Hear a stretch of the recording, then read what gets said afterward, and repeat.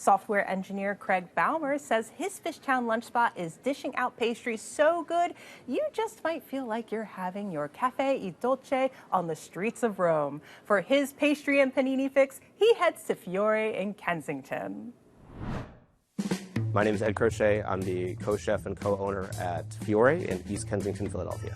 My wife and I moved to Philadelphia in 2018. The plan originally was for us to open a small chocolate shop. She's a pastry chef. We were both moving down from New York, and we quickly realized that I was tired of working for other people, so we developed a restaurant called Fiore Fine Foods that we opened in 2019. In 2023, our lease was coming to an end. We had recently had a child, so we decided to relocate to our little space here in Kensington. It's a bit smaller of a profile, and that's where we're at. So we try to be as Italian as possible, recognizing that we don't live in Modena. This isn't Napoli, it's not Rome. We live in Philadelphia. So we do our best to kind of take Italian traditions from all over the peninsula and apply local ingredients, the local time of year to the menu. So we try our best to be as faithful to the Italian tradition of cooking what's around you and cooking it as simply and deliciously as possible, applying the wonderful produce and environment around us to the food that we make. When my wife and I lived in New York, I was a chef at a place called Kraft. So I was a sous chef there, and my job every day at 7 a.m.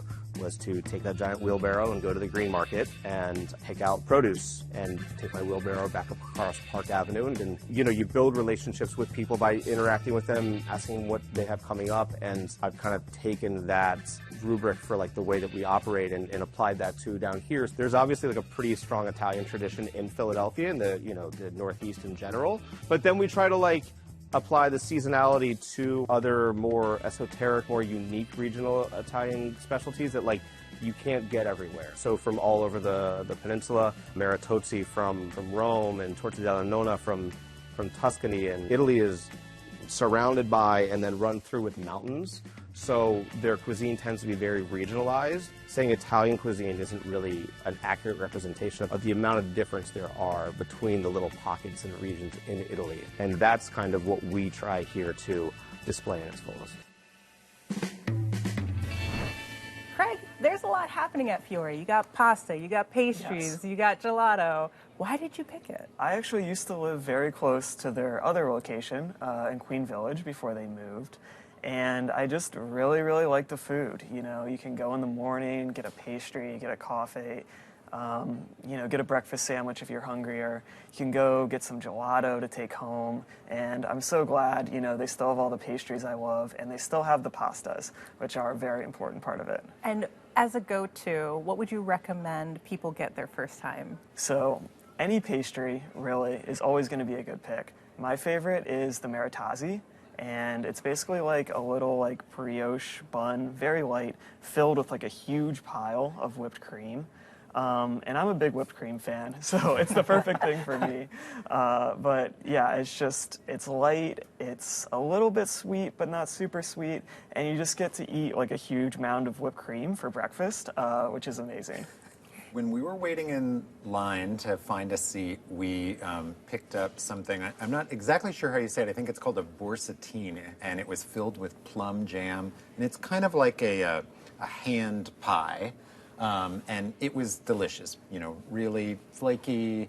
The plum jam was, not too sweet, but really satisfying, and everything that they had on display looked fantastic, but that was the one that we tried. We shared, it was like a cookie. It was filled with vanilla cream and some cherry as well. I knew that we were gonna eat a lot of stuff that day, so we went with something light. It was just the perfect start to our meal there, so. And Craig, I know you love the pasta. Yes. There's not a pasta that they've made that you don't like. Yes. What did you get this last time? So this last time, I wanted to get everything, but it was still breakfast, and we were going to bring a bunch of pastries to a friend of mine. So I'm like, we'll get a bunch of pastries to go, but we're going to get a pasta to eat right here, right now, because it's so good. So we ended up getting the gnocchi arrabbiata.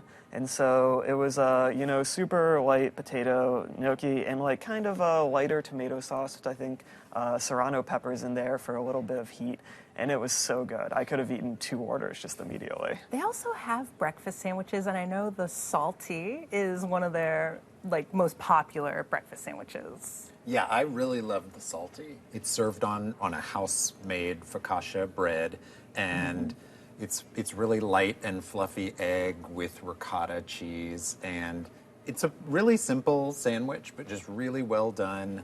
And I think that the mix of the ricotta and the egg just provides has a lot of air and is just soft. And I don't actually know where the salty name comes from. I'm curious. So my girlfriend got the BLT sandwich, and it was just enormous. And I actually, I was like looking around too at the other sandwiches that they had there, and they all looked amazing and a big portion size. But I got the pasta malaradis. It was with pork ragu. Like the pasta shells are like really small, but they kind of look like gnocchi a little bit.